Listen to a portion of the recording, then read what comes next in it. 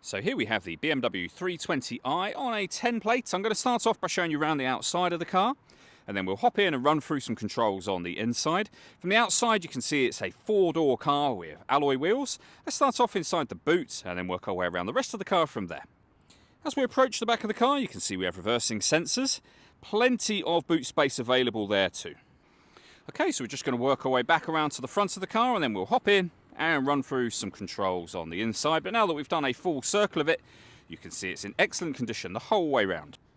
Just briefly before we climb in, I think it's well worth seeing the interior from this exterior point of view. There's plenty to run through on the dashboard, so let's hop in and we'll do that now. Okay, now that we're inside the car, we're going to start with the dials. Over on the left-hand side, first of all, we have the speedometer and fuel gauge. On the right-hand side, the rev counter. In the centre, you can see the main miles, or the total miles of the car. They are 65,077. And in that section as well, it will show you what gear this car is in. It's an automatic, so we, of course, are in park at the moment. You can change the information displayed there by pressing a button on the end of the indicator stalk. We back out to the steering wheel. We have stereo controls available, and in the centre is the stereo itself. So on here, you can access your radio, your AM/FM radio, your CD player. We have auxiliary input available to us there as well. The menu button is where you can access your onboard computer, so various bits of trip computer information. You can configure things like the time.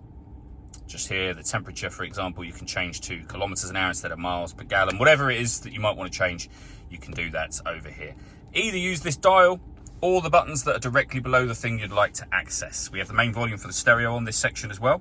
Below that, we have dual zone climate control. So you can adjust the passenger and driver temperature. You can increase and decrease the fan speed. You can determine what direction you'd like the air to be distributed in. And when you're happy with those settings, you can turn your air conditioning on and off from over here. Hit auto and the car will take control of the fan speed and the directions of the air. You can override that whenever you wish to by pressing the auto button again. We can turn our parking sensors on and off.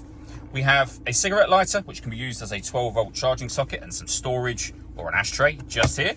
And then the gear lever for the fully automatic gearbox. All that leaves me to say is thank you for taking the time to watch this video. If you'd like to come and see the car in person and have a test drive, please feel free to give us a call here at Glenbourne's. We'd love to hear from you soon.